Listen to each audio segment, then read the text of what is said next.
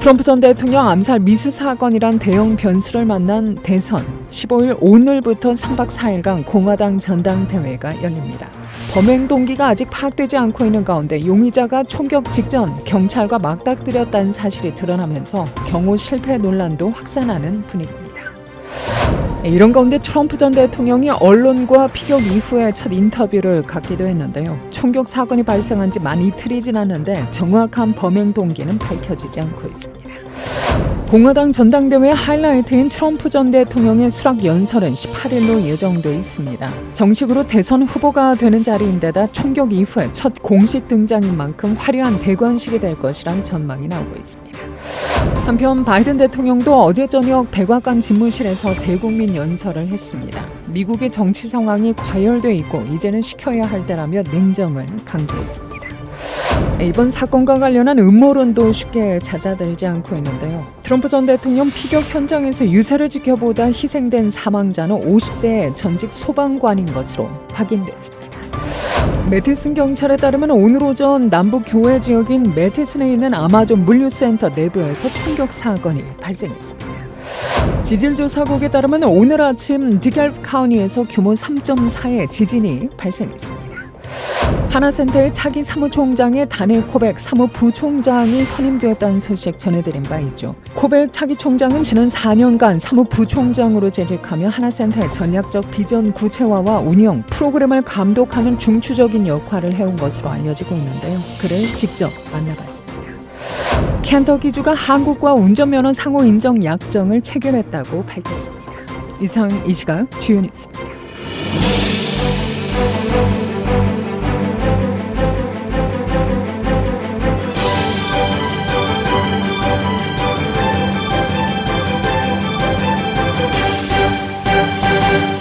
트럼프 전 대통령 암살 미수 사건이란 대형 변수를 만난 대선 15일 오늘부터 3박 4일간 공화당 전당대회가 열립니다.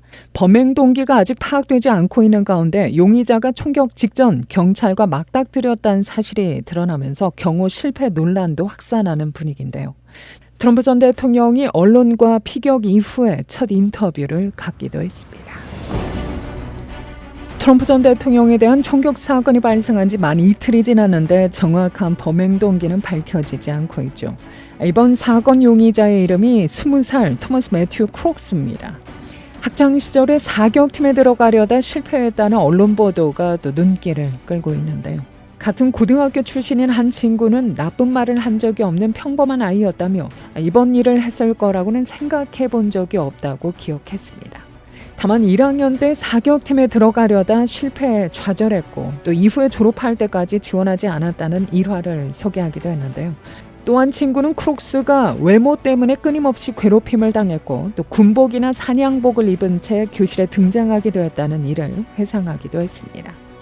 FBI는 이번 사건을 암살 시도이자 또 국내 테러 행위로 조사하고 있다고 밝히고 있는데요. 또 현재까지 수사한 결과 단독 범행으로 보인다고 발표하고 있습니다. 정신적인 문제가 있다는 징후도 없고 또 특정 이념에 연루된 흔적도 없다고 설명하고 있습니다. 총격범의 자택을 압수수색하고 휴대전화도 들여다보고 있는데요. 왜 트럼프를 쐈는지 아직은 그 범행 동기 실마리가 잡히지 않고 있습니다. 동기는 밝혀져야 할 것 같고 또 이번 사건 이후에 경호 실패 논란도 상당히 거센 상황인데 범행 직전에 용의자가 또 경찰과 맞닥뜨렸다는 보도도 나오고 있죠. 다시 말해 총격 사건 발생 직전에 경찰관이 용의자를 잡을 수 있는 기회가 있었다는 얘기입니다. CNN 방송이 보도한 내용을 종합해보면 유세 현장에서 137m 정도 떨어진 건물에 수상한 사람이 있다는 신고가 여러 건이 있었다고 하고요. 또 출동한 경찰들이 건물 지붕 위에서 용의자를 발견하긴 했는데 잡지 못한 겁니다. 경찰 당국도 이번 총격 사건이 명백한 경호 실패라는 점을 인정한다면서 섣부른 판단보다는 공정한 조사가 우선돼야 한다는 점을 강조합니다. 경호 실패 논란이 더 거세질 것으로 예상되는데요. 트럼프 전 대통령이 습격을 당한 후 주먹을 들어 올리는 등 건재함을 과시하기도 했죠. 트럼프 전 대통령은 어제 보수 성향의 언론들과 인터뷰에서 공화당 전당대회 연설문을 통합을 강조하는 내용으로 다시 썼다고 밝혔습니다. 미국 전체는 물론이고 세계가 함께 뭉칠 기회다. 이런 내용을 준비했다는 겁니다. 특히 역사의 요구에 부합하는 연설이 될 것이라며 우리나라를 하나로 모을 수 있는 기회이며 자신에게 그런 기회가 주어졌다고 강조했는데요. 피격 사건이 없었다면 연설은 바이든 대통령의 공격이 주를 이뤘을 텐데 톤을 바꿔 통합을 강조하는 내용이 될 것으로 예상되고 있습니다. 이런 가운데 트럼프 전 대통령은 포스원 전용기를 이용해 어제 오후 위스콘신주 밀워키에 도착했다고 하죠. 밀워키에서 오늘부터 나흘간 공화당 전당대회가 열릴 예정인데 전당대회 하이라이트인 트럼프 전 대통령의 수락 연설은 18일로 예정돼 있습니다. 정식으로 대선 후보가 되는 자리인데다 또 첫 공식 등장인 만큼 화려한 대관식이 될 것이란 전망이 언론을 통해 확인되고 있는데요. 전당대회가 열리는 프로농구 밀워키 벅스의 홈구장은 경호에 비상이 걸린 상황입니다. 특히 행사장을 중심으로 일정 구역까지 총기 반입이 허용되기 때문에 우려가 더한 상황입니다. 참고로 위스콘신주는 2016년 대선에서 트럼프 전 대통령이 승리했고 또 2020년 대선에서는 바이든 대통령이 가까스로 이긴 그야말로 경합주입니다. 다만 밀워키만 민주당 강세 지역으로 파악되고 있죠. 트럼프 전 대통령은 전당대회 첫날인 오늘 연단에 올라 직접 부통령 후보를 발표할 것으로 전망됩니다. 경선 마지막까지 트럼프 전 대통령과 맞섰던 니키 헬리 전 유엔 대사도 전대 연사로 나설 것으로 보입니다. 한편 바이든 대통령도 어제 저녁 백악관 집무실에서 대국민 연설을 했습니다. 미국 정치 상황이 과열돼 있고 이제는 시켜야 할 때라며 냉정을 강조했는데요. 바이든 대통령은 애초 텍사스에서 유세를 진행할 예정이었지만 연기했습니다.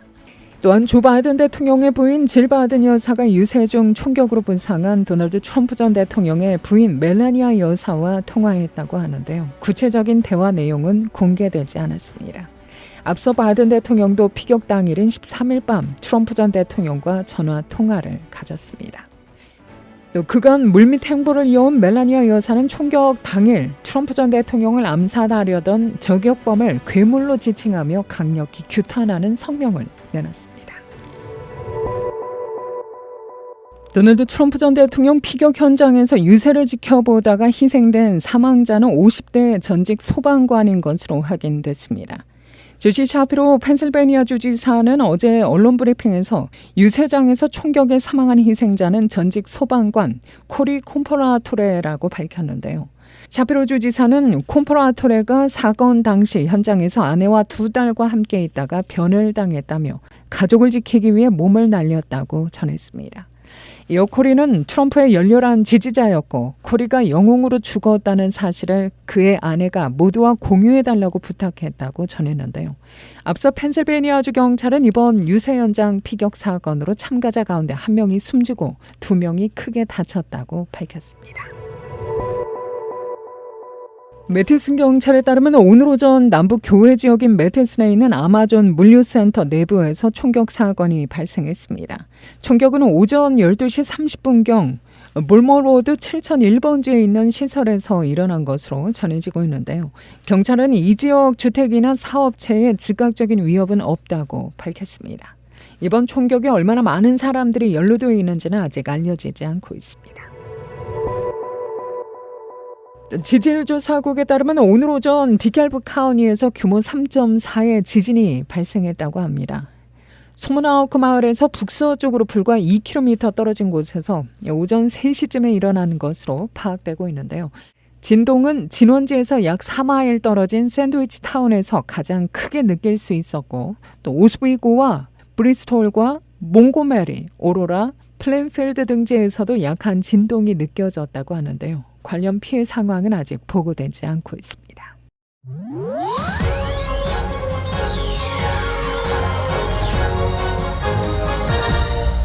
하나센터 차기 사무총장에 단해 코백 사무부총장이 선임되었다는 소식 전해드린 바 있죠. 하나센터 이사회는 앞서 보도자료를 통해 신중하고 엄정한 심사를 거쳐 코백 씨를 차기 총장으로 인선했다고 밝혔는데요. 코백 차기 총장은 지난 4년간 사무부총장으로 재직하며 하나센터의 전략적 비전 구체화와 운영, 프로그램을 감독하는 중추적인 역할을 해온 것으로 알려집니다. 그는 오는 9월 30일 사무총장으로 본격 업무를 시작합니다. 다네 코백 차기 사무총장입니다. I feel really excited and honored to start to serve as the executive director. I have worked at Hana Center as the deputy director for 4.5 years. Gotten to work very closely with Inhei, and I've learned so much from her and, learned so much from the community. I'm really excited to get to take on this new role and to keep working with everyone and continue the great work that Hana Center is doing. 그는 이사회와 동료 직원, 커뮤니티의 신뢰와 지지를 받으며 사무총장직을 맡게 돼 영광으로 생각한다며 커뮤니티와 함께 더 나은 세계를 만들기 위한 최선의 노력을 다할 것이라고 소감을 전했는데요. 한인 커뮤니티의 필요를 채울 수 있는 각종 프로그램 개설과 또 북부 서버브 사무실 확장 및 신규 오피스 개설 또한 추진 중이라고 밝힙니다. Yeah, so we're going to be continuing to do all of the social service programs that we offer, like helping people to apply for different benefits or immigration services. We've recently started some new classes for seniors, learning smartphone and computer classes at our office in Prospect Heights. And then we're also really looking at how we can expand, and we want to launch a new center in the suburbs to grow the work that we're doing in the suburbs. 부산 태생의 코백 씨는 입양아 출신으로 미시간에서 성장했으며 또 위튼 칼리지에서 사회학 학사 학위를 받았는데요.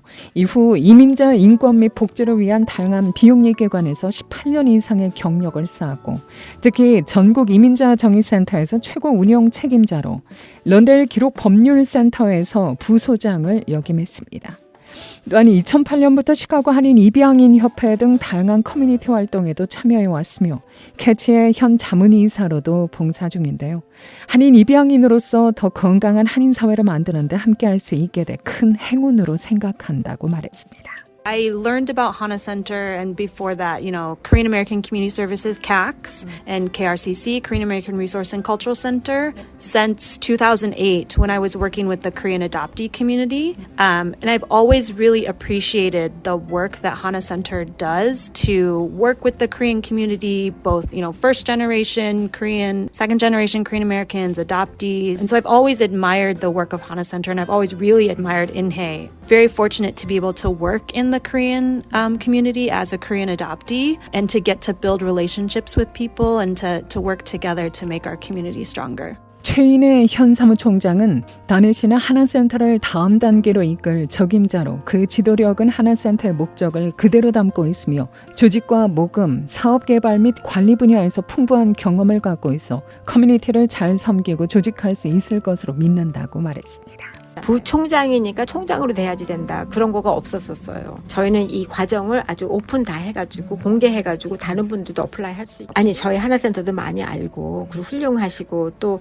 그 비영리 단체의 그 매니지먼트하는 그런 경험이 15년이 있어요. 그래서 경험이 제일 많았고 또 섬기는 마음이 있고 또 저희 한인분들하고 굉장히 사랑하시고 열심히 하려고 하는 그런 태도도 있고 해가지고 아주 적합한 사람이라고 저희는 봅니다. I just felt like it's a great opportunity to use the skills that I've developed for the past 18 years and to be able to continue to grow myself, but also to grow together with the community and to do more really great work. And so that's why I was inspired to, there was an application process and to apply and, that the board selected. 최 사무총장은 2014년부터 하나센터의 전신인 마당집과 인연을 맺어왔죠.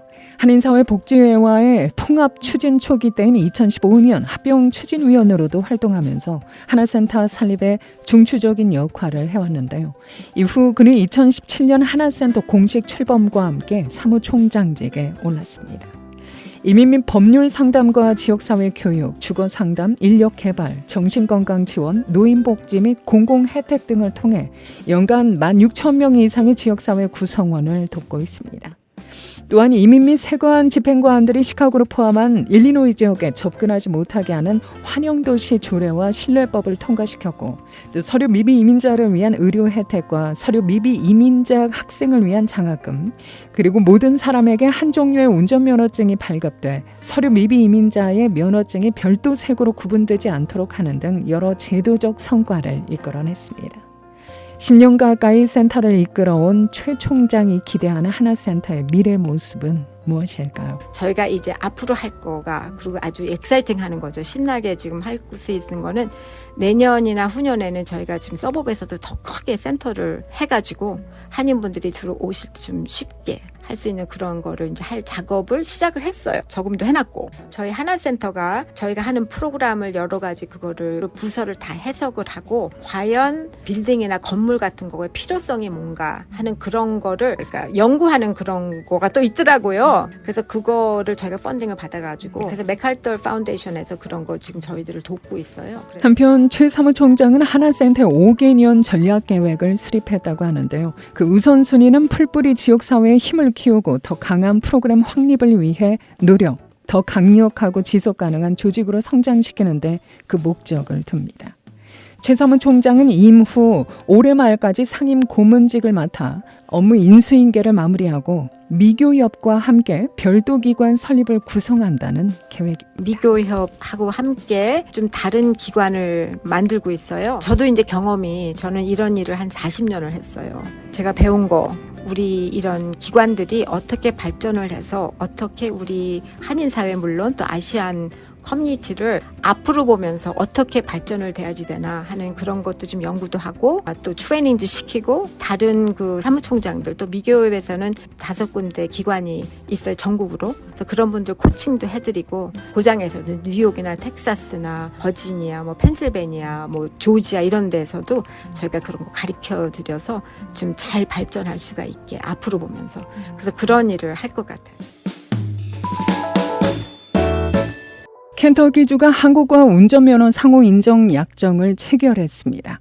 약정이 발효되는 22일부터 합법적인 미국 체류 자격이 있고 또 유효한 한국 운전면허증을 소지한 사람은 별도 시험 없이 켄터키주 운전면허증으로 교환 발급받을 수 있는데요.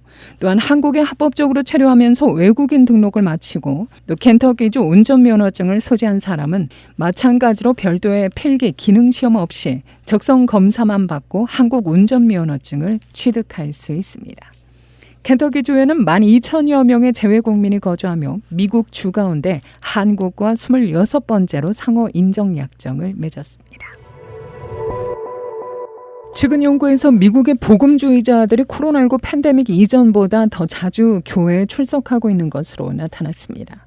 크리스천 포스트에 따르면 이 설문조사는 브랜드 커뮤니케이션 기관인 인피니트 컨셉츠의 의뢰로 연구 컨설팅 회사 그레이매터 리서치가 수행했으며 교회 예배에 가끔이라도 출석하는 819명의 복음주의 개신교 신자들을 대상으로 진행됐는데요.